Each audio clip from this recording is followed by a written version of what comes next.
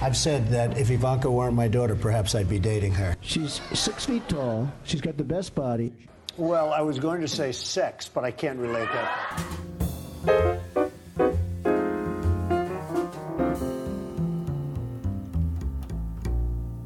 You are listening to TMI for the week of August 13th, 2018. I think the only thing I'd probably end up taking at this point would be a Tesla. There's a few people in Ottawa that have Teslas, and aside from looking pretty nice, on the outside they're quiet as a leaf, and the seats actually look really comfortable. I saw one yesterday going through the markets, and when I picked up the Star, I was reading about the Tesla and that, and looks interesting anyways. Well, it sounds great for saving fossil fuels. I saw one on the way over here, and I was thinking, is there like 4,000 little, not quite AA batteries, but pretty close, 4,000 of those little lithium cells in it? I don't know about that. Or 9,000? I don't know. I think there's thousands of little batteries in them. Yeah. And, I mean, no, well, I have a couple reservations about them. I mean, it's great if they're powered by solar or some renewable source, a sustainable source, but probably hydrogen would be better. Sorry for interrupting. In areas with nuclear power, it seems to go hand in hand with nuclear power, which is a concern. The other thing is all those little batteries. Mm-hmm. Is it bait and switch? Like, what do you do with all those little batteries? I'm hoping they're recyclable. Yeah. I'm hoping that they can recover some of the lithium in them. Because if it's like, every few years you replace 2,000 of the batteries or something. Yep. I don't know how green that is. Well, I think this is why I was reading, where is it here? Last Saturday's August 4th page in the Financial Post, page F4. There was, this is on the 7th. So it's talking about hydrogen and how basically if you want zero emissions and if you want something a hell of a lot cleaner than what you're referring to, electric, the schematic that I'm looking at right here, how fuel cell for electric car works, and then how hydrogen works. And Jesus, hydrogen just makes more sense than electric cars. Well, the easiest way to get hydrogen is to take 2 pieces of wire and put them in a glass of water and spark up the juice, and so we're back to nuclear again. Yeah, but this is just high pressure hydrogen. It just says here, okay, what is it? Hydrogen gas H2 goes through hydrogen tanks, and the fuel cell power generation, the O2 and the H2 makes the electricity, and that's it. Unless I'm oversimplifying it or I'm missing a huge step in there. It's... Yeah, I have to look into my fuel cell. How a fuel cell and electric vehicle works, it says here, air oxygen is taken in 1, 2, oxygen and hydrogen supplied to fuel stack, 3, electricity and water generated through chemical reaction, 4, electricity supplied to motor, 5, motor is activated and the vehicle moves, 6, water is emitted. There you go. So I guess the most, again, I don't know shit about this. It doesn't make hydrogen. You have to have a supply of hydrogen, and they're essentially burning it, although chemically. But are you just getting it out of the air? No. You have to have a supply of hydrogen, like propane. There's a few issues with hydrogen. Its molecule is so small that we actually don't have the technology to contain hydrogen. Oh. So that's always been a little problem. I guess it seeps through certain containment methods. Yeah.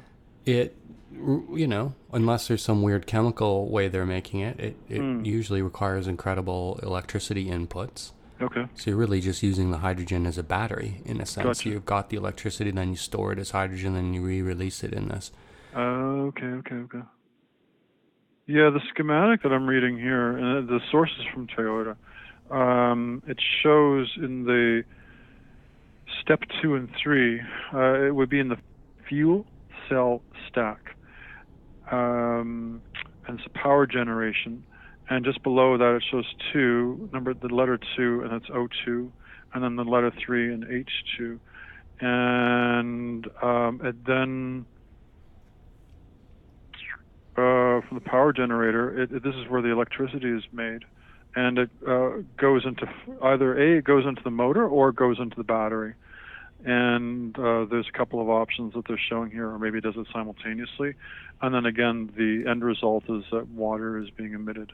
Yeah, so it sounds like there's some kind of catalyst that takes electrons off the reaction between the water. Yeah, it's a high-pressure hydrogen tanks that it's in, apparently, the H2. Yeah.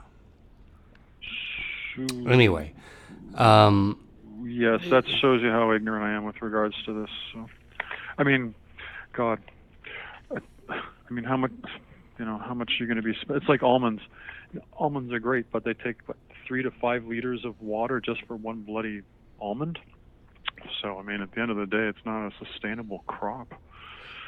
Well, and it sounds like this is sort of a slower reaction that they're creating with the hydrogen in the fuel cell, and that they store it, we're back to batteries again. So, I mean, the perfect idea, this is totally impractical, is where every carport has, gerbils. That's a sustainable, a renewable anyway. Every carport has solar panels. Slow roasted. And then a home battery. And battery in your car. But it's all about batteries. All these energy issues always focus back to storage. Storage. Speaking of storage and batteries, how do you like that Christina Freeland and her very un-Kissinger-like or Kissinger-like diplomatic faux pas? Set back diplomacy 100 years, or at least back to the Stone Age as far as the Saudis are concerned. Because she stood up for human rights? There's a way to stand up for human rights. Okay. And there's a way to shit on somebody's front door or somebody's dining room table. Well, you don't want to shit on dictatorships and monarchs that... Well, there's a way of doing it. You know, terrorism. I've always been taught there's a way of doing things. And if you know that somebody is going to react, there are some cultures around the world that react a lot differently to things as opposed to some cultures that react. Right. Well, if Trump would say something similar and Elizabeth May would say something similar to Freeland, then the Saudis would be in a tough place and they would have to answer and possibly change if they want to do business with the West. But would you not say that this is hypocritical? On whose part? To the 10th degree. I mean, we do business with China, and we know China steals trademarks, has no respect for the WTO, has no respect for the United Nations, has no respect to the 200-mile sovereign territory that was established by the United Nations decades ago, and yet we do business. We allow them into our country, into the mining sector, and into all these different projects within Canada and what have you. It's an ugly thing about capitalism. Isn't the flashpoint that we're selling them weapons? Well, it's a $15 billion contract that was signed by Harper, if I'm not mistaken. Please correct me if I'm wrong. But, I mean, $15 billion is $15 billion. And what has not been addressed or what has not been, I mean, if I had been the reporter there on the Hill, I would have asked this, how much of this $15 billion contract has been seen through up to this point from when it was signed at the beginning of the decade? How many labs have been sold or have been delivered? And does it make any sense at this point to cancel the contract? All right. And what about China? we're probably not selling them arms. We make weapons ourselves. I mean, look at Toronto, Lidden Systems in Toronto, and what we have up here in Ottawa. I think Ottawa's the one that's making the labs. But are we selling China arms the way we're selling Saudi Arabia arms? I don't know if you read the National Post or what your problem is, but I read all. Every chance you can get to liberal bash. You know, we should not have liberal on liberal violence here. But it, you know, I mean, you know, it's pick on Trudeau month, I guess. I don't know. Look, you don't, especially. How do I say this diplomatically? Yeah, but why are you being diplomatic for the first time and two? Because I've had a lot to think about this week, and there's quite a few things that need to be addressed this week, you know, in the podcast. But one of the things, when you're dealing with somebody from the Middle East, yeah, well, I mean, Jesus, man, like. So what? It's like stepping on a nest of red ants, man. You say one thing wrong, and they send a hit squad, and they murder half the people in Charlie Hebdo in Paris. So what we've been doing? Because they made some joke about some fictitious being up in the clouds. Right, but what we've been doing is saying nothing for decades and decades about human rights abuses with all these countries. They happen all over the world. We commit them ourselves. This is what the irony is. This is what I'm trying to say. It's kind of ironic that Freeland decides to do something that somebody who's 5 years old would not do, you know, calling out a friend in front of everybody else and embarrassing them. You take the person aside and you say, hey, man, your behavior is not appreciated here at the birthday party. Okay. Either smarten up or leave. And you do it quietly, and you don't call the person out, and you don't embarrass them. That is something that you learn in kindergarten. But Freeland has been a foreign minister, or whatever the hell they call him now, for 3 years, and she fucked up. But, you know, aren't you one of the ones who would have been complaining every time we sign a weapons deal with these outrageous dictatorships that we're not standing up for any free rights, for civil liberties? Yeah. But why all of a sudden? I mean, I haven't looked deeply into the story, but I commend that on the surface. I'm not just trying to be argumentative.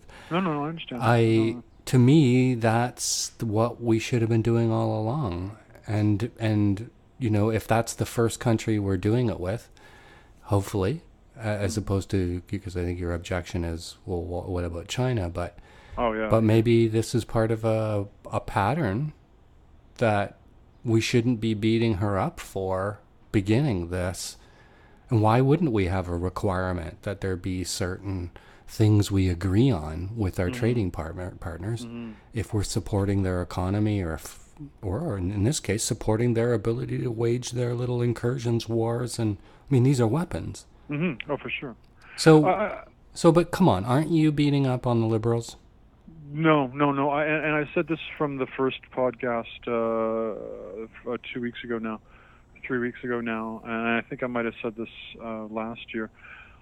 The takeaway from working on the Hill and drawing a check from the House of Commons and being at the Senate was that if you become partisan, and I saw this quite a bit, you've now put on blinders, and you're no longer seeing outside of the party rhetoric, and you're no longer any good to your constituents, and you're no longer any good to the country. And this is the problem with religion and politics around the world. This is just my humble opinion, is that people are far too partisan, and they can't see their nose despite it being on their face. And this is where you end up having $1 a beer instead of $1 a gram.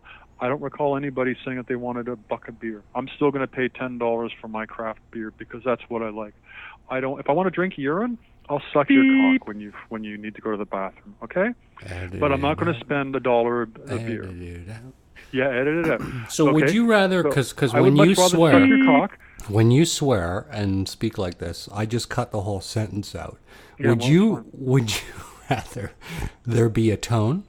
Beep. Like, should I beep you, cut the sentence out, or not edit you at all? If you want to do for this one, because I just think it's classic, but I just did. I mean, either I'll cringe when I get off the phone with you tonight, and as I'm smoking my joint, going, "Why did I say okay? Yeah, use it?" And then I won't be able to sleep tonight, and I'll probably have a heart attack or a stroke in the morning because I'll be so upset and stressed by it. Or you could be like, let's see, I would much rather beep, and then you can just beep, just as I say. I would much rather, just so it gives the intention, or then I don't know. And in the case of the edit, it would be like beep. Yeah, beep, no, but yeah. Beep, beep, beep, beep. Yeah, I would much rather, so the person would know that I'm saying suck, right?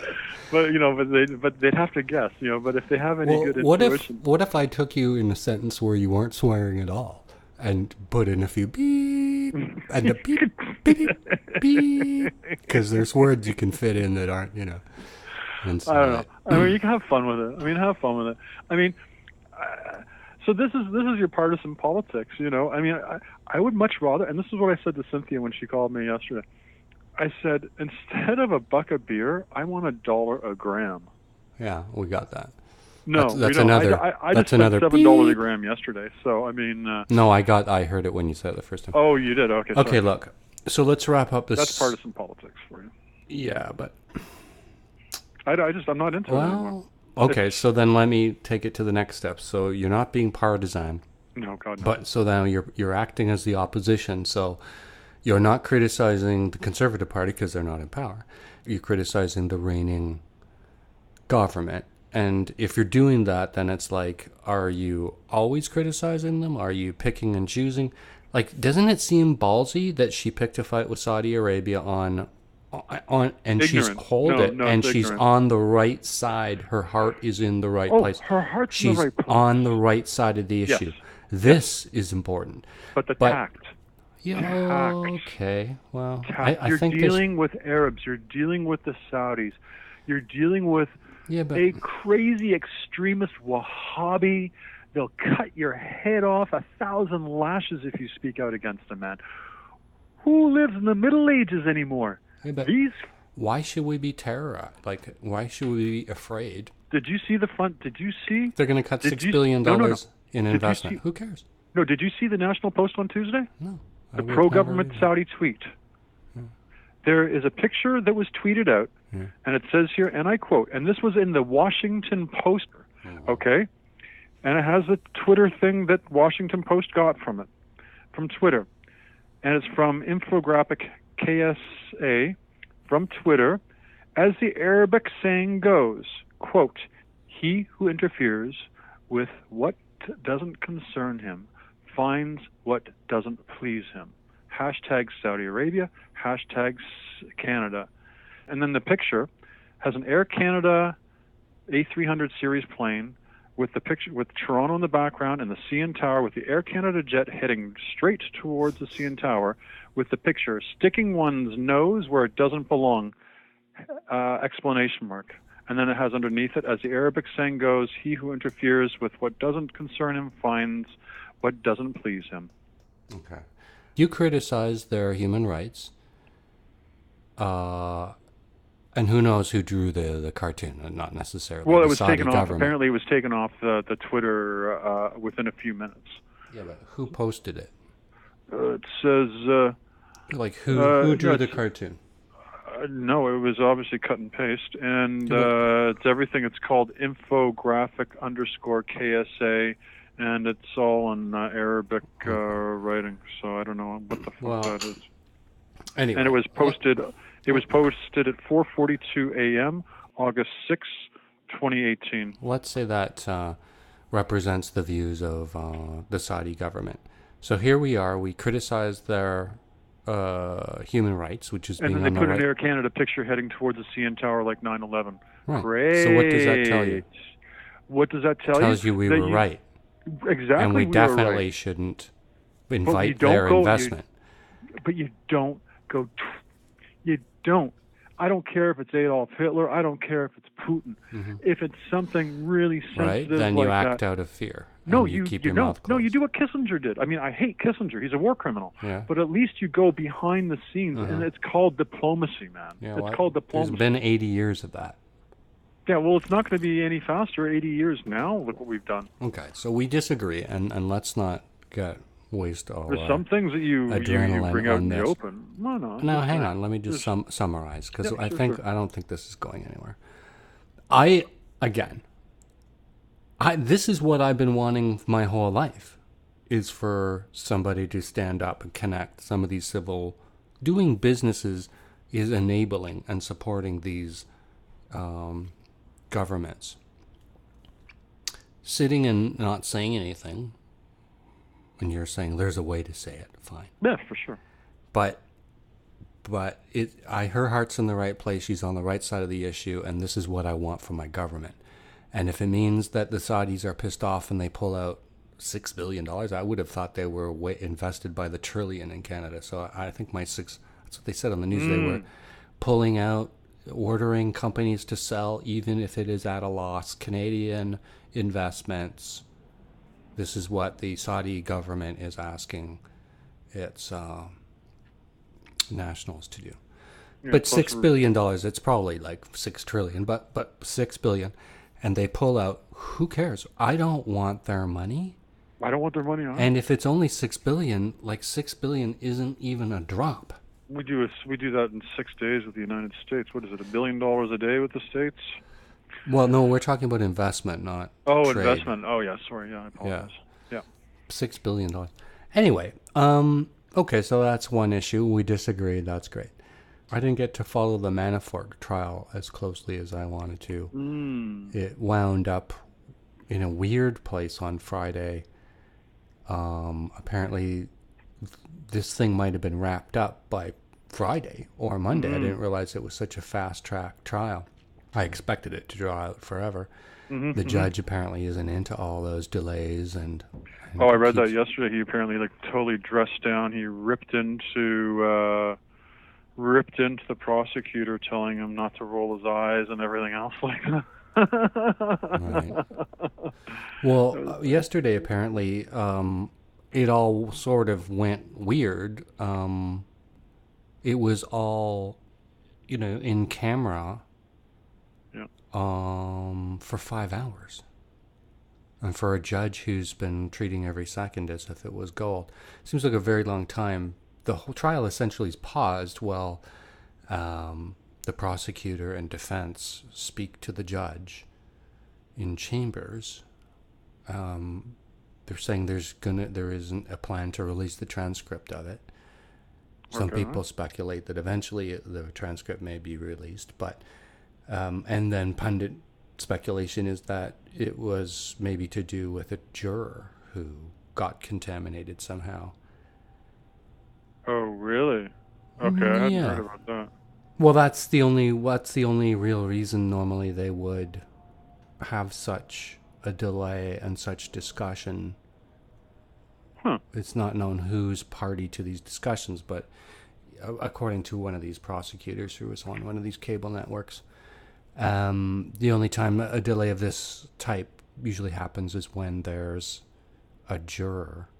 Okay. And I'm guessing they're not released as sequestered.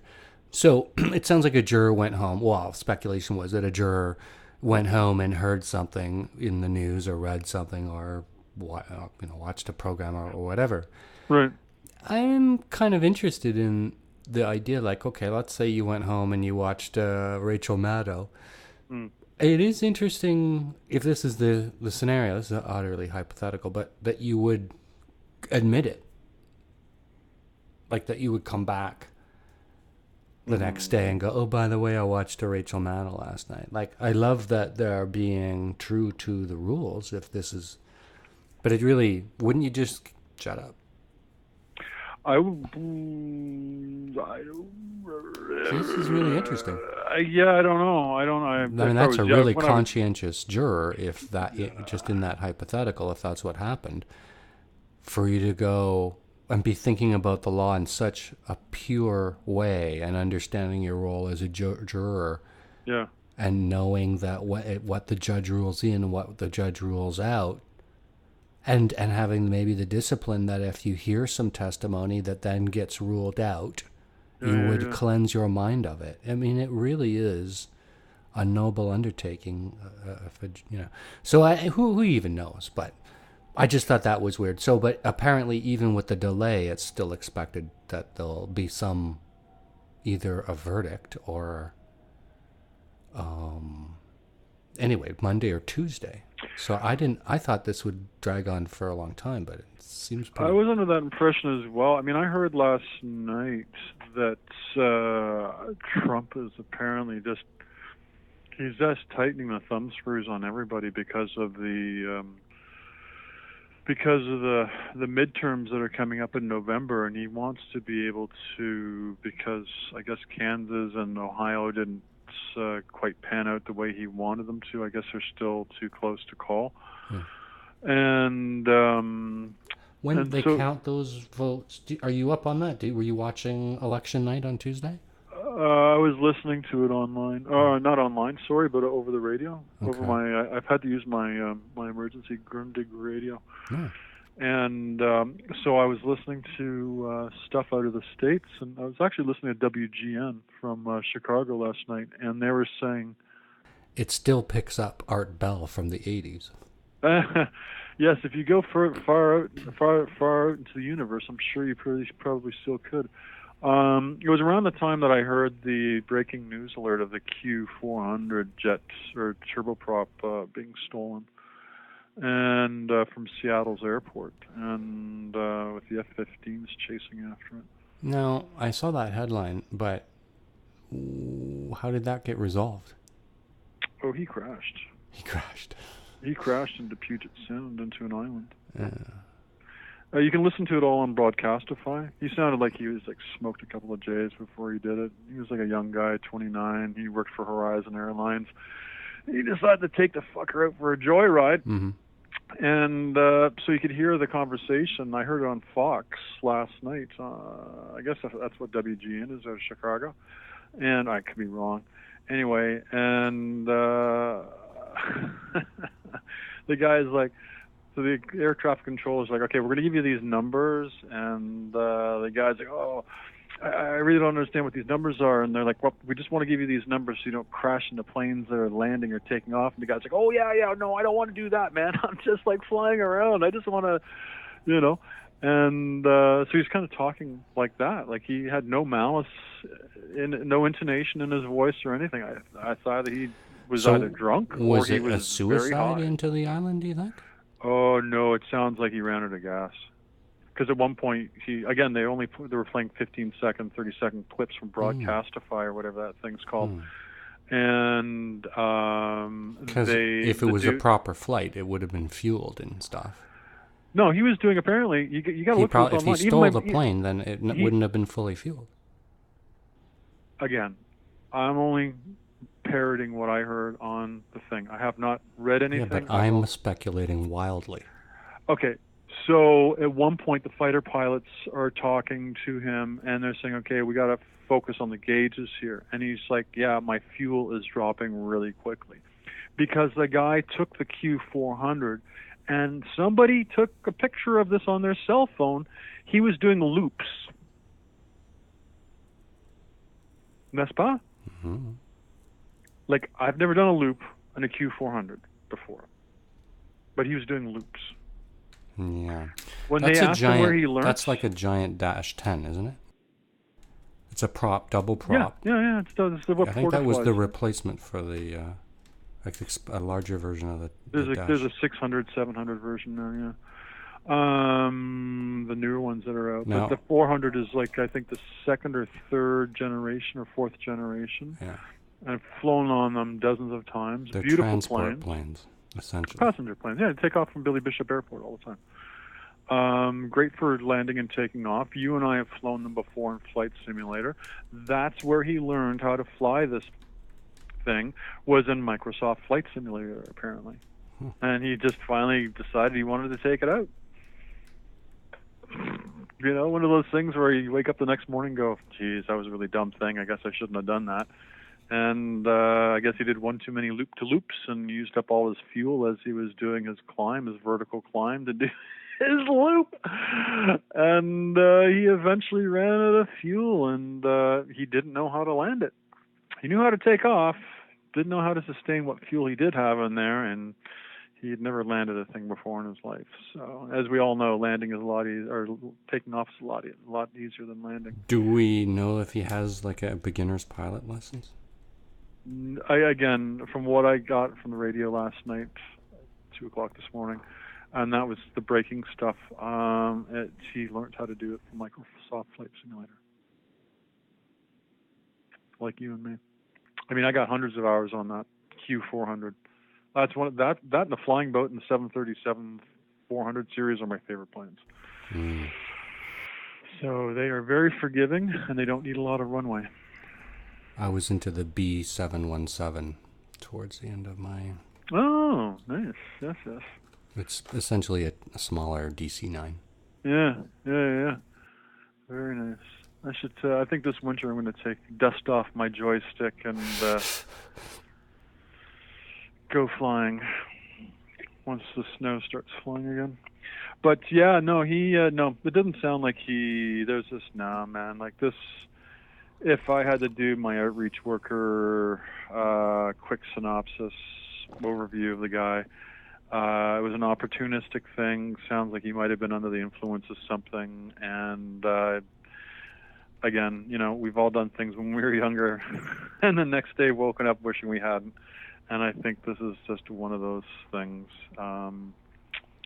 There was no Riyadh connection, no Tehran connection, no Sunni Shia connection, no religion connection whatsoever.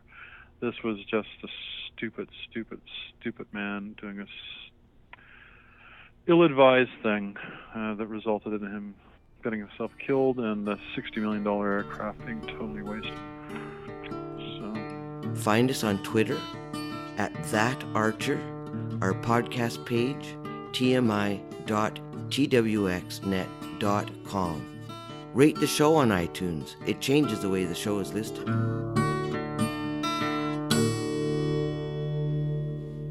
Just ask Siri, she'll tell you. Get me out of this nightmare, Siri. Help! I can't really talk to Siri. Alexa gets jealous, but... Oh, Alexa gets jealous. Well, I dated Alexa for a few years, and on and off, and I could see her getting jealous for sure. Mm-hmm.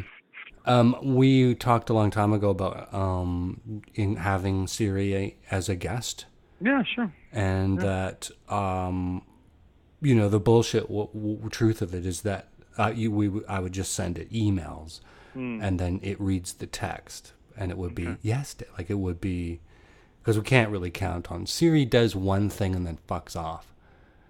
Do you know what I mean? Mm-hmm. Yeah. Like Siri, look up baseball tickets, and she doesn't hang around for discussion. She fucks off, and now you're left with these links. So she's basically useless. Oh, okay. Well, we have to modify Siri to. She has to mature a bit. And then, of course, because Siri is an Apple product, doom, doom, doom, we could be asked to leave. Oh, okay. Because if you have Siri, Siri's trademark, all those voices are trademarked. Siri's a trademark product of one of the largest corporations in the entire world. $1 trillion and counting. Did you notice Alex Jones got kicked off all those platforms? Well, I was going to... This is one of my things I have written down here. I started writing everything on Tuesday, and I've been working towards everything on for today, and that's why I was out first thing this morning doing my groceries and getting the papers and all. That's okay. I can just edit all of this out. Yeah. Yeah. Well, this is just between you and I. So, I have here from... this is the... the New York Times. This is from Thursday. And it said here that... so this is old. This is 48 hours old, so I apologize. I'm stepping over the wall here to our listeners. Just days after Google, Facebook, and Apple purged videos and podcasts from the right-wing conspiracy site InfoWars from their sites, the InfoWars app has become one of the hottest in the country. As of Wednesday, August 8th, InfoWars was #1 overall trending app on Google Play Store. #3 on Apple and #5 on Google stores. So, yeah. There you go. You can take them down, but as soon as they were taken down, they threw in an app, and apparently it's not violating their Let's hate get speech. honest. I was a huge fan of Art Bell. Weren't you? At the beginning, yes, but then I could clearly see that he needed to be on meds very, very quickly after that. And it was like, okay, you know, it's almost like the movie with Mel Gibson a few years ago. I can't remember the name of it, back in the late 90s, and he was all worried about the net and being conspiracy theory, I think it was called. And you can understand a few things, because I think this is what, you know, if there's always a backstory, there's always an origin story to all these things, conspiracy theories. And having Kennedy being assassinated the way he was, and it still being such an open, contentious question as to what happened to him, Martin Luther King, Malcolm X, Kennedy's brother, et cetera, et cetera, et cetera. You know, that really, you know, opened up everything else. And then the whole thing with UFOs, and then the whole thing with the Americans in World War II and the Japanese. So, you know, you have all this distrust. You know, then you had Nixon and everything else. And you can see why people like Alex Jones all of a sudden come straight up the middle, and they'll exploit whatever they can exploit. And intelligent, my own opinion, intelligent people like you and I, who have open minds, we find it interesting at first. It's fertile ground. It's new territory. Hey, this is not how conventional press or talk radio conducts itself. I found it quite refreshing at the outset. But then it was like, okay, now he's starting to sound like Daffy Duck and Duck Dodgers. Something's wrong here with this guy. Well, yeah, he got paranoid, and there wasn't somebody trying to attack his son, and so that was Art Bell, wasn't it? That's who I'm talking about. Yeah. So you were a fan of him, I know I was. I'm a small F. It was refreshing. It was. I haven't, like I said. Yeah, when we just, you know, are listening to it at 2 a.m. for our own entertainment. And if you're a critical thinker who's appreciating it for its fun, then I guess it's a different thing. This jump in his app downloads that sounds like a lot of these people are maybe taking him seriously this way. Are you? Or is everybody treat him as entertainment, or is he news? Well, it's saying here the app. This is from Sensor Tower, which tracks app data. It says he's getting to 30 to 40,000 downloads a day since the app went live this week, the beginning of the week after he was taken down by all the other places. Like, if the same thing had happened with Art Bell, today, and there was an Art Bell app, and they took him off the air because he was talking about UFOs, it'd be the same thing. Okay, so I think he's Art Bell's. I think that's a worthy comparison, but okay, but I mean, me and you, I think we've implied this. Like, we never treated anything he ever said as fact. It was going down a kind of off the beaten path storytelling, entertaining, fun kind of thing to listen to in the middle of the night. Yeah, which, you know, apparently was probably how Rush Limbaugh started, or any of these talk show personalities. And then I guess, as they got a following, and you're sort of suggesting after a couple of years you get, indoctrinated into your content. Yeah, the money you is start the believing lure. your own lies. The money is the lure. I mean, like with politics, like religion. You know, all of a sudden you're struggling at the beginning, at the outset. You know, as a political candidate or a political party, Look, we use the Green Party, for example, here for Canada. I think earlier in our conversation there was a misunderstanding Mm. because you said, oh, you're talking about Art Bell. So because I'd asked you a question before that, you were saying that you liked him in the beginning. So did you ever listen much to Alex Jones? Yeah, a friend of mine, an old friend of mine, had given me back in the day Alex Jones CDs that he recorded and then threw it on the CD for me. So I had it when I was moving around, and so I was able to listen to it that way. So I still have them. I mean, that was like from the late '90s, early 2000s, I think it was. So it was just after, especially after 9/11. Listening to it because I can only speak for myself. I was right, really and shocked. so it was conspiracy radio then. Yeah. And how haven't kept up with him, but what he's become now, he's like lizard, sex, pedophile, space Democrats. Yeah, and then see, this is the problem I have with that. I mean, wasn't he responsible for? I don't think this is in here. Okay, well here, it just says it's the last 3 paragraphs. I won't read verbatim. Okay.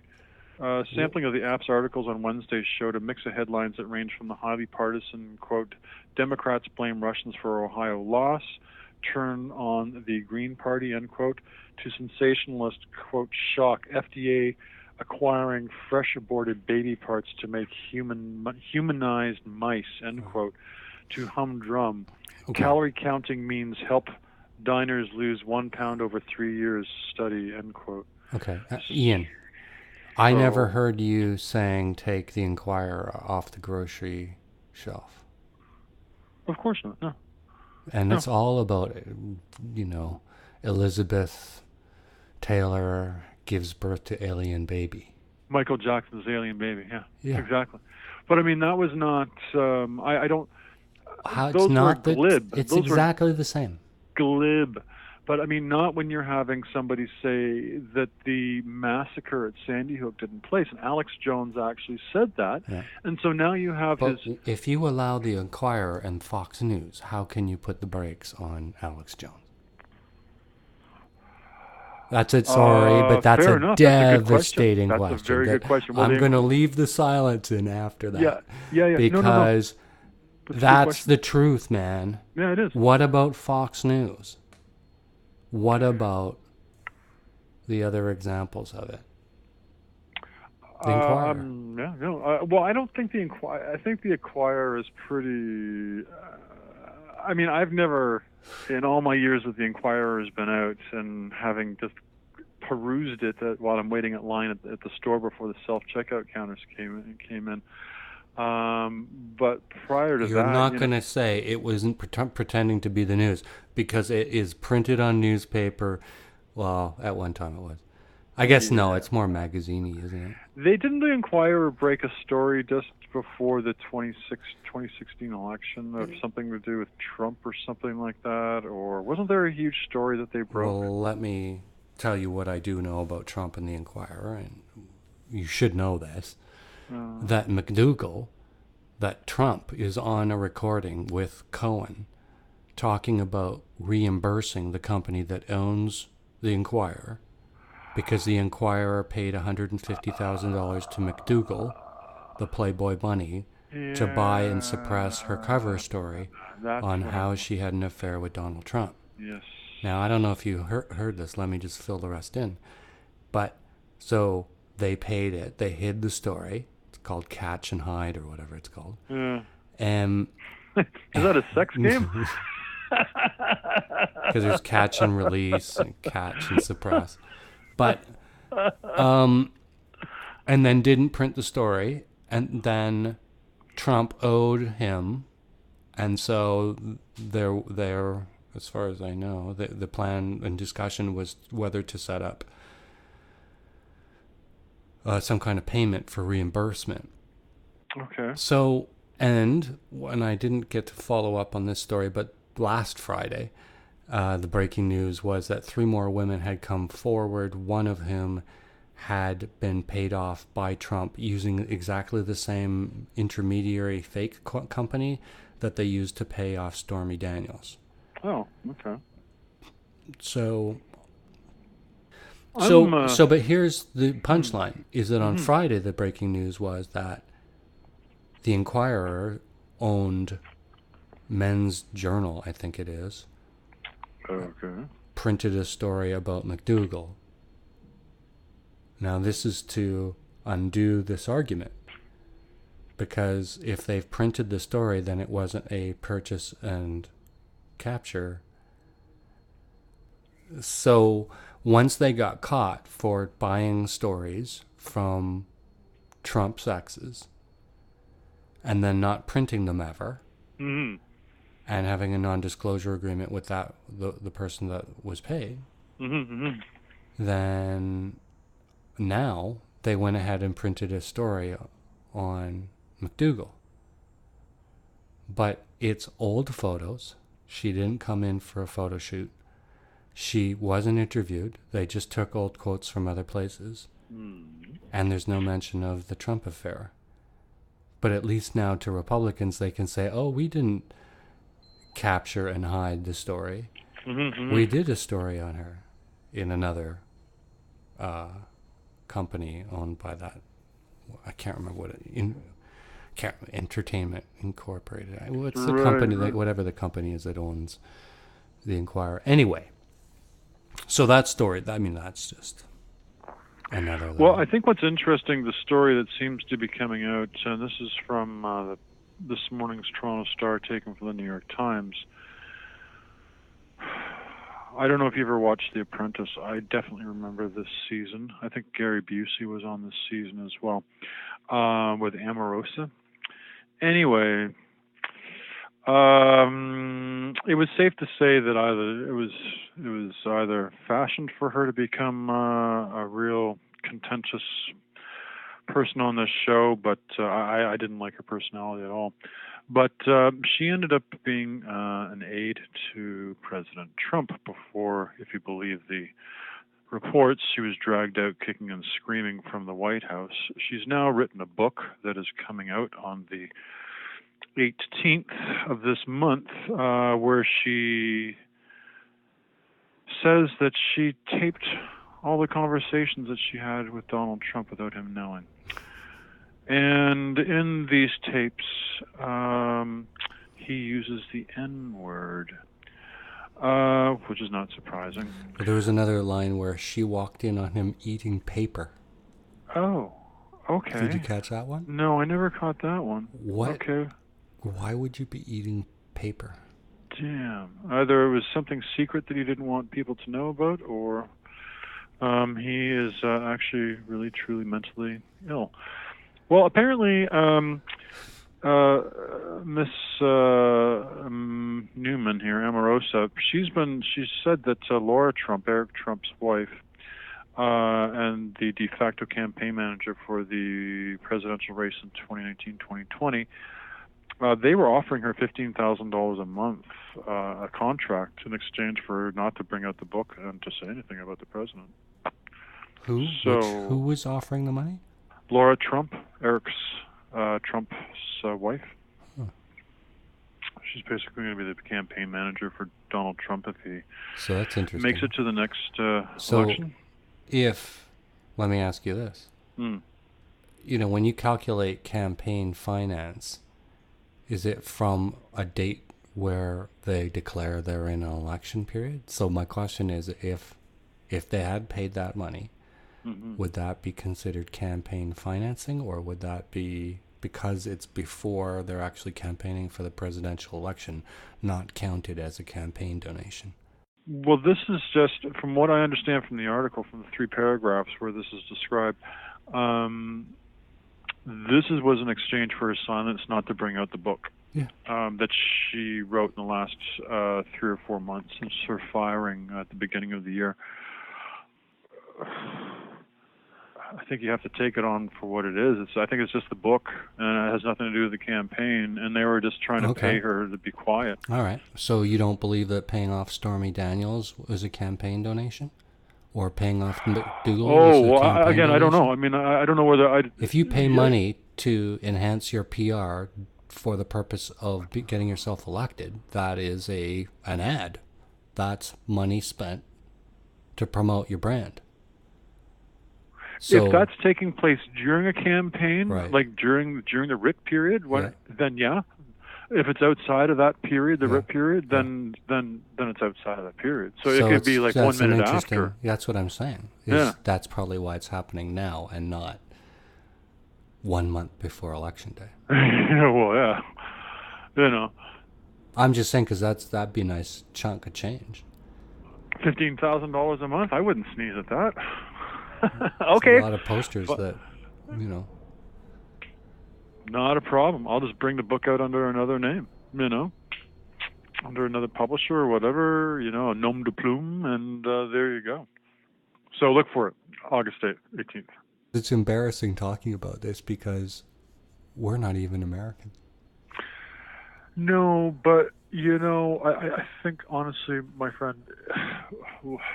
Okay, last night I was watching the news, and one of the pundits said, you know, and why this is so crazy, you know, because they're saying now the Russians are into the Florida database for a few counties.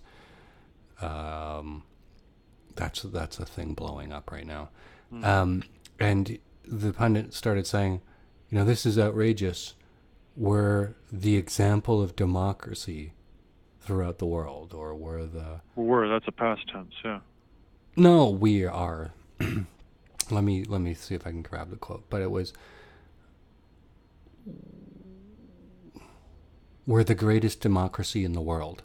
That's a joke. And I was in a bad mood, and I just laughed. Did you throw something at the TV? Loud. No, but I haven't watched a Netflix special where all of a sudden I burst out laughing like that.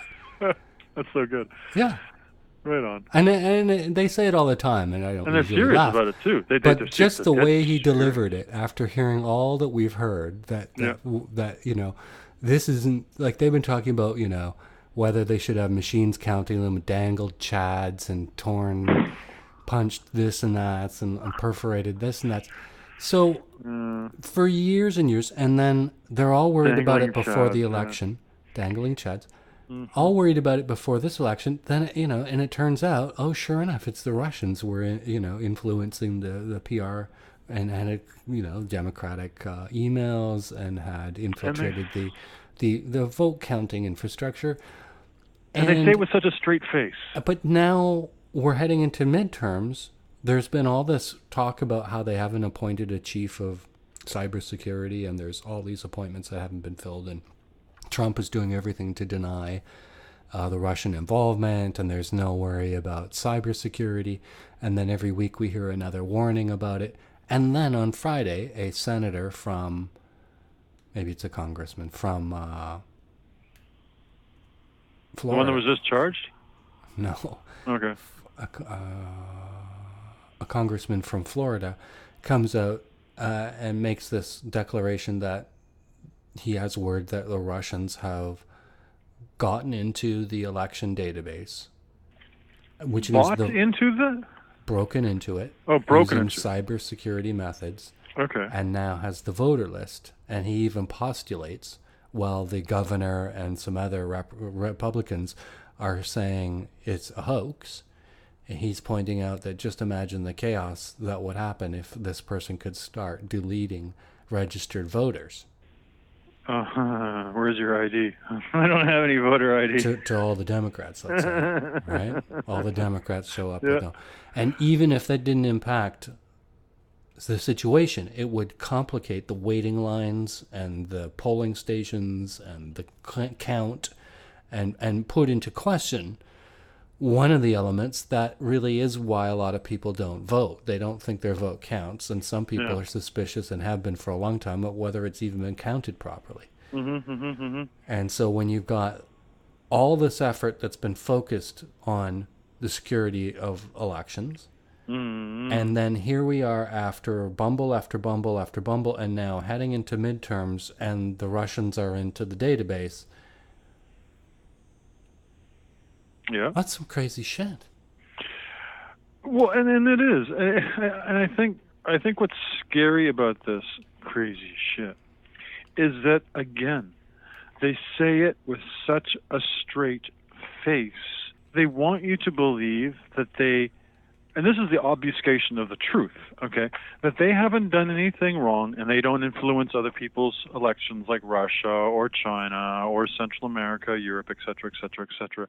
That the CIA and the 18 other spy agencies, insecurity agencies that they have in the United States are not trying to affect or affect the outcome of elections. That's a yeah, but. Okay, it's a Okay, yeah, so I'm complaining about the security of democracy in the United Yeah. States, the greatest democracy in the world. Okay, yeah, don't. I'm going to Okay. throw up on my phone in a second if you keep talking like All that. right. But then you go, yeah, but. And you can do it for everything. Like for like sure. we talked about it with the electric cars. Yes, all the emissions they'll save and all the oil and that's a whole new fuel chain and drive chain. It's a revolution. And then, yeah, but. Yeah. What about the 9,000 little batteries? Uh-huh. Yeah, but. What about the farmers who don't like the windmills? Yeah, but. What about where do they get the photovoltaic? Yeah, but. Where do you store all the electric? It's always a yeah, but. Yeah. So okay, I fair bring enough. up Okay. a fair threat to the greatest democracy in the history of the world. enough. And you're like, yeah, but what about South America? What about Guatemala? What about Brazil? What about Germany. Japan? Japan. Story out yeah. of Japan. So all of your tuna, that's all $9,000 a fish or whatever. What's Yeah. more than that? Isn't that like $30,000 for a tuna or something like that? For Aki tuna? Yeah. Okay. The mercury and the Now, tequila. I think it's Sujiji. Uh-oh. Anyway, I've screwed the name up. It's the main audition house for the tuna Okay. in Japan, which is all big for you and your sushi crowd. This year's production is in jeopardy because the air conditioning failed at this large facility in like May, June. And they're packing stuff in ice. They're bringing up trucks that have a freezer capability. But the bottom line is that this fish that's on auction is normally held cooler than 15 degrees. Okay. And now it's above 18 degrees. Oh. And it's, going to affect the freshness and the value. And apparently it's because this large facility, their plan was to move, I guess, next season to this newer, bigger facility or whatever. Uh-huh. And I guess they're too cheap to upgrade. I guess if you're going to tear it down. But they won't spend the money on the air conditioning. So I'm just thinking what's the value of the produce that's now Being wasted. well, Well, its value is being degraded. yeah, most definitely. That's Well, I interesting. mean, it kind of. And it's because they're in a heat wave. That's why I brought it up. Is because Well, it goes with what I mean. I don't know what it brings of value. I mean, obviously, it's not paying respect to the fish. I know it sounds crazy, but there was a picture I just saw. I think it was a couple of Saturdays ago, or no, it was last Saturday, and it was from Gletsch, Switzerland, the Rhone Glacier. And it was covered with insulating foam to prevent it from melting. And the picture, there's a guy standing up there at the top of the mountain. The glacier's in the background, and around him with his baby on his knapsack on his back, he's taking a picture. And right next to it, right behind him, to his right, and then down the valley is this huge glacier, and with all this insulation wrap on it.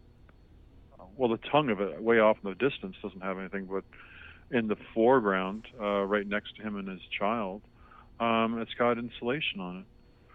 So, I mean, I know when I've hiked the glaciers in Austria when we were kids, I mean, they went on for kilometers, and there's nothing crazy like that. So, I mean, this is just within 30 years. So, I just don't understand these neocons and these partisan idiots that think that global warming's not happening. I mean, Portugal got 45 degrees in some areas, 47 degrees in other areas, and same thing with Spain, 41 degrees up to 44 degrees, or North Korea. There was something I was just reading that their crops like rice and maize are starting to fail because of lack of rain and the temperatures going over 40 degrees Celsius. I think also Sweden had a problem as well. Mount Kebine, I think. I don't know if I'm pronouncing it properly, Kebne. Its highest peak was 2,111 meters, and because of the heat this past 6 weeks, it's it's melted so much that it's no longer the tallest point in Sweden. Let's jump back to Alex Jones, the freedom of speech idea. So he's been kicked off a bunch of these platforms. Mm-hmm. His app is doing great. Who knows or cares what his listenership what will happen to his listenership? The government couldn't censor him because that would be a freedom of speech issue. For sure. And that in the old days, the government used to have not direct but indirect control by regulating the airwaves. Yeah. It's been discussed that in the 70s, they ended their oversight of the airways, and an analogy was put forward that it was as if the airwaves were like the hardware and the programming became the software, and the government was regulating the airwaves hardware and stopped regulating the content. There's a few exceptions where when a boob came out at a football game, or heaven forbid, some Howard Stern type stuff, but generally generally you can have really heavy fat men in the audience watching that NFL game with boobs bigger than the bloody cheerleaders that just happen to do a nipple thing, and where we're subjected to a middle-aged fat white man and his double D-sized breast, ooh, with hair all over it too, just to make us all that much want to throw up into our phones. Sorry, did I say that? That was my rant for the day. Well, okay. But seriously, okay. Wouldn't you much rather see a 25-year-old's beautiful breast or a 50-year-old hairy fat man's double D? I'll take the 25-year-old chick. Thank you. And if that's politically incorrect, please kick in my door and slap my face. Bitch. Maybe dude's got a nice ride. I don't know. But anyway. So lube up, baby.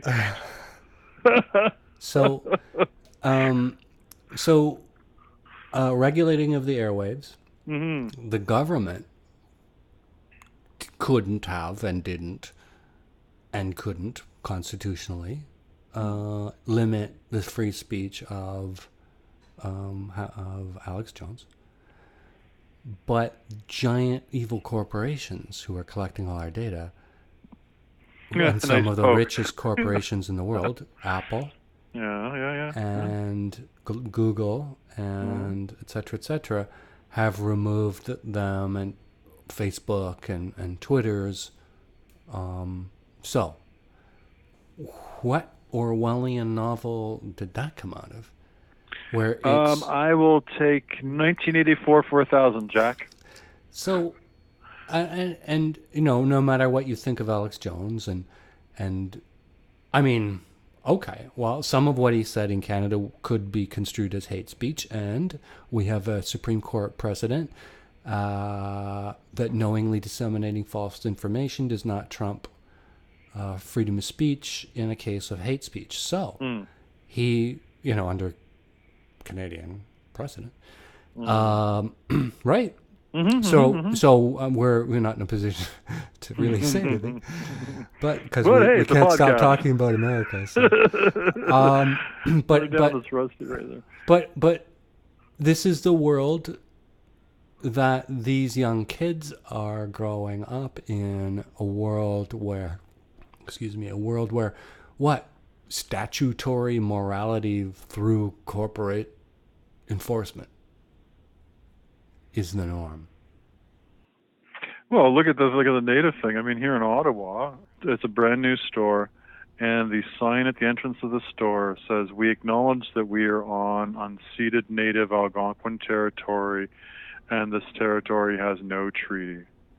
Alex Jones. So what do you think of it? Should he have been taken off of iTunes and YouTube and deplatformed?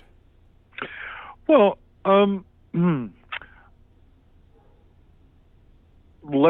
jeez. Okay. It's hard. I mean, I don't know, because on the one part of me wants to say no. Should there be FCC regulation of the internet? So I was saying to you, isn't it interesting that corporations are the one that enforce the statutory morality and censored his speech? Well, they've failed miserably. If you look at the the Me Too movement. This is a yeah but. You're yeah butting me. Yeah, I know. I'm trying not to.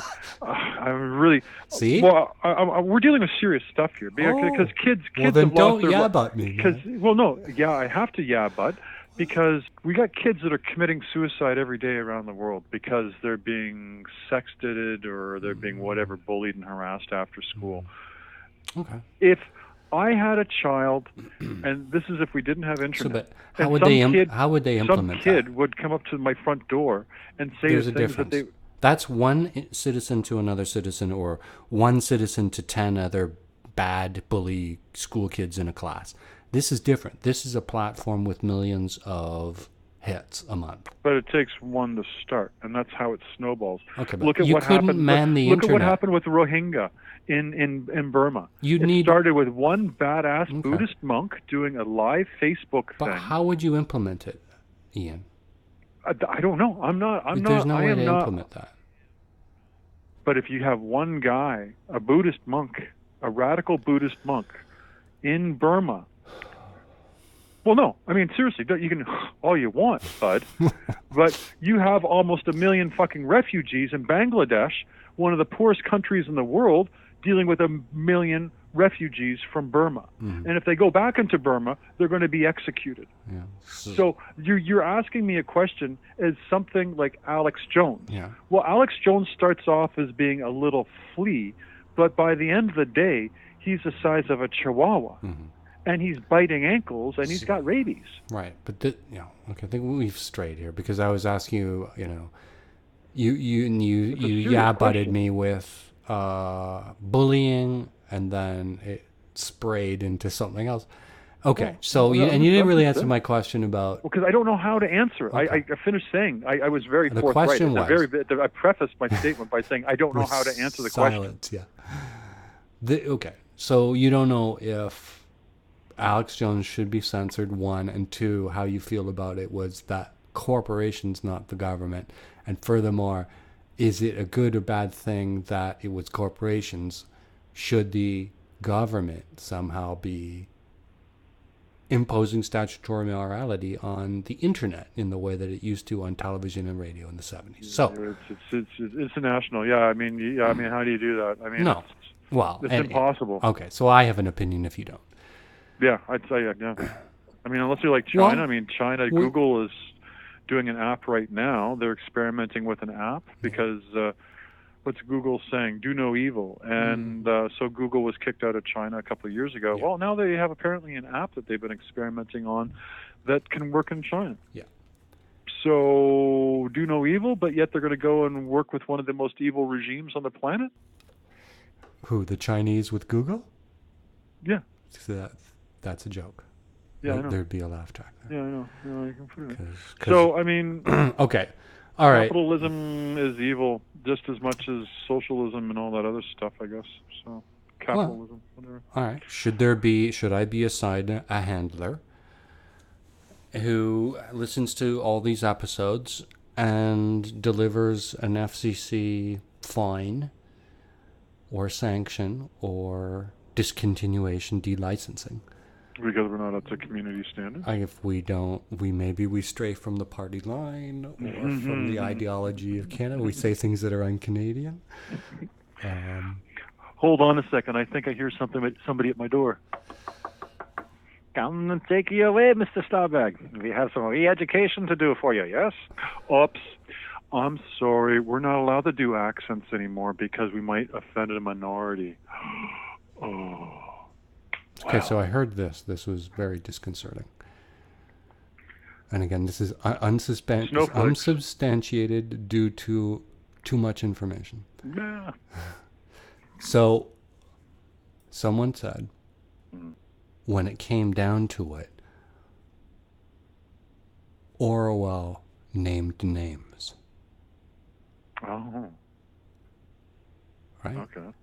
So, Orwell spoke at the McCarthy hearings. Mm-hmm. And he named names. This is why you can't trust anybody. Humans are very much like that. Maybe there's other animals that will do this as well, but as soon as a better opportunity comes around, or survival, there's not very many altruistic humans that I know. We have swung collectively around the world to the right faster in the last 18 years than any other time in modern history. And if you look at what's going on in Poland, you look at what's going on in Germany, you look at what's going on in Austria, not cleaning up the colonial mess that we created in the 16th, 17th, 18th, 19th century, 20th century, and it's like I said last year, it's all coming home to roost now. Or Puerto Rico. Just go through the headlines. Puerto Rico, what else? 10 years after the fireball in Downsview with the Sunrise propane explosion. 10 years yesterday. I guess the new Star Wars film that's coming out in December 2019 is going to have Carrie Fisher in it. From the last movie that she was in, they had a lot of unreleased footage that they're going to somehow edit and everything, and they're going to put it into the new one that comes out next December. Star Trek guy myself, no? Well, I'm Star Wars and Star Trek. I love both franchises. What else? Let's see. Okay. Is it really stereotyping, and is it really wrong about the whole thing about The Simpsons and doing voiceovers with different accents? Like, really? There's a huge thing about it this week in the New York Times and also in the Ottawa Citizen. And so there's that. Immigration report shows decline in arrests at border. American immigration officials arrested 2,885 fewer people at the southwest border last month than in June. The second month in a row, the number of migrants trying to enter the United States has dropped. All right. So the Republicans will say Trump's strategy is working brilliantly. Well, I don't know if it really is, because there's 39,953 people that actually were apprehended. So, as opposed to 50,000 that were arrested earlier. Maybe they're just letting them in without harassing them. Yeah, maybe. All right, we got to work sure. on that. Maybe we'll get those statistics for next week. Yeah. Too much information, man. Next. TMI. Defense attacks Gates, accusing him of lying about multiple affairs. I mean, really? Okay. Does that really matter, or does that show that there's some sort of intention there? What else? Wait a minute. He was defrauding the government, misrepresenting himself, and stealing from Manafort, and the complaint is that he's having affairs? Yeah, multiple affairs. Okay. Next. Yeah. Next. This is good. I like this better than all the facts. Yeah. Just do the headlines. Britain's Boris Johnson hopes to use burqa storm to gain power, critics say. So apparently Boris Johnson is trying to be more and more like his friend across the ocean there, across the pond, like Mr. Trump. And he said that it's ridiculous that women wear burqas that look like letterboxes and bank robbers. and that's letterboxes, by the way. That's the English way of saying mailboxes. And anyway, so he's saying that they should just stop, and that he supports the burqa ban in Denmark and also in other places across Europe, because apparently this is the right wing is really raising its ugly little head again across Europe. And Denmark just recently, I think last month, just imposed a burqa ban. So he's now supporting it for England. Let's see what else. Germany shift. Now refugees can be sent to Spain. So refugees who are coming to Germany, entering the European Union through Spain, can now be turned back at the border because Germany is saying no more. And they were threatening to throw up a hard border between Austria and the Czech Republic as well, if they didn't, and Italy, if they didn't stop letting the refugees or the migrants. So this is interesting. So for conservatives, the idea for economic growth is tied to limiting migration. Mm-hmm. And that's an interesting economical question. Mm-hmm. It's interesting because so with more workers and more people buying stuff, wouldn't your economy grow? Like, well, you're assuming that everybody's not on state benefits and that everybody's working independently, and they're drawing their own source of acknowledged income. that immigrants very rarely depend on state welfare, and if they do, it's for they're likely to go out and get 3 jobs, not hang around on welfare. Yeah, exactly. No, I'm totally pro-immigration. Don't get me wrong. Don't get me wrong, you man. No, I'm just saying the model in conservative thinking is that the number one threat to economic growth No, I agree. is migration. Yeah. That's an interesting economic theory, you know? Well, I'm with you. I would think that you would want more immigration, but I guess in places like Europe where they're already taxed Let's for just space. spell it out. If you look at the economic conditions in 1949 versus today,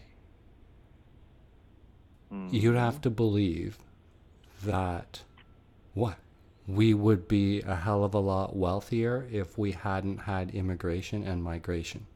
No, because we would have flatlined as far as economic growth is concerned. I mean, if there's so much demand, you'd almost have to go to a country where there's a huge population to sustain your growth, as opposed to staying at home. Any more headlines? Well, apparently, if you believe it or not, the refugees are slowly staggering back to Syria. They are being slowly nudged out of Lebanon and Jordan and Iraq, and they want to get them back home again. And the Lebanese are like, okay, now enough is enough. They've had over 1 million folks there since 2011, and Lebanon's already been having problems. So they, between 1976 to 2005, and then the 1940s and 1960s, and yada yada yada yada. So, and apparently there's over 700,000 people in Jordan to 2 million people. So, they're really trying to get people back in there, but they just don't know what to believe. With these poor people. So.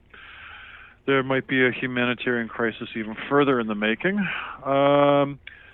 Russia is raising, apparently, the retirement age. They had in 1928, set up under Joseph Stalin, that men can retire with pensions at the age of 60 and women at 55. And then some regions, depending on the region and depending on the work, women can retire at 50. And this was established 2 years after my dad was born in 1928. Actually, 90 years ago. But Putin, that cagey little underling within the KGB, and who now has over $40 billion to his name. Don't know how a mid-level bureaucrat gets that. But anyway, so the poor people of Russia can support Putin and his $40 billion plus dollars.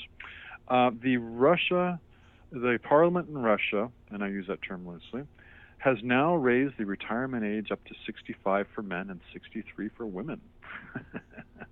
And apparently, to Levanda Center, an independent polling organization, 89% of Russians said they viewed the plan unfavorably. So, they don't know if this is Putin's way of sowing dissent and showing that Putin needs to take more control of his base and the parliament, or he's going to, at the last minute, show himself to be the nice uncle and roll it back to 60 and 55. But apparently Russia is starting to suffer and crumble under the sanctions that are against it from the United States and all these other people over Crimea. And so they need to save some money. Interesting. So let's see, what else? Poland's most powerful man isn't well, and questions are intensifying. So one of the most right-wing governments in Europe, in Poland, the Law and Justice Party, the head, I guess he's the president. He's 69. He's been missing. Apparently, he's in hospital for knee surgery to treat osteoporosis and what have you. But he's gotten a really nasty infection now, and he's been in hospital for 37 days.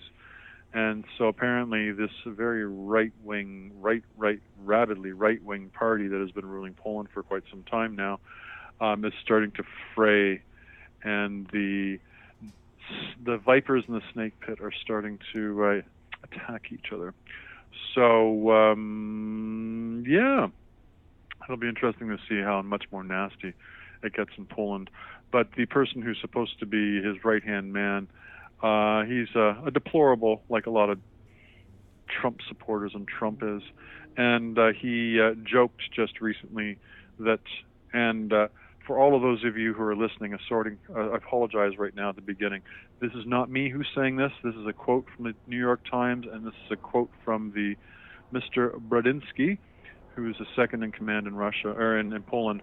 He joked that European feminists would want to buy roses for the, quote, young horny bulls called refugees who once again might feel provoked to rape on New Year's Eve. So that's the second in command in Poland right now in the ruling party. So, and apparently Steve Bannon, I think it is over there as well. The guy that was just kicked out of Trump's inner circle just recently. Mm-hmm. He's over there as well, trying to move things along with him and the other right-wing governments. Did you know that in Canada there are 23 different types of fireflies?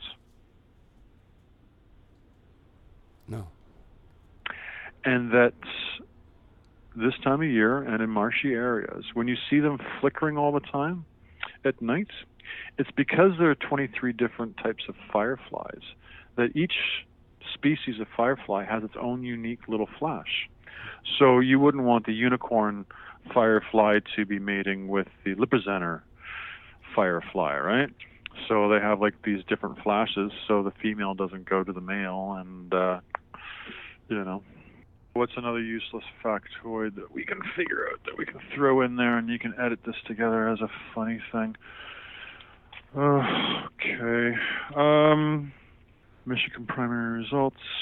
Cyclist killed by ISIS militants. Make your daughter practice math. She'll thank you later. Amy Mousen, lawyer who defended young immigrants, dies at 46. Okay, well maybe not page 3 of the Toronto or the New York Times. 8 children killed unintentionally. Oof, by gun. Holy crap. Okay, page 3 of the New York Times is not good. Saudi Arabia escalates feud with Canada. No, Jesus Christ. Steel and iron tariffs. What? Jesus, I don't. Find us on Twitter @thatarcher. Send us an email, archer@twxnet.com. For guest links and contact info, visit our podcast page, tmi.twxnet.com. Find us on Android and Apple Podcast apps. Subscribe and rate the show on iTunes. I'm Dave Archer in Toronto. And I'm Ian Stolberg in Ottawa.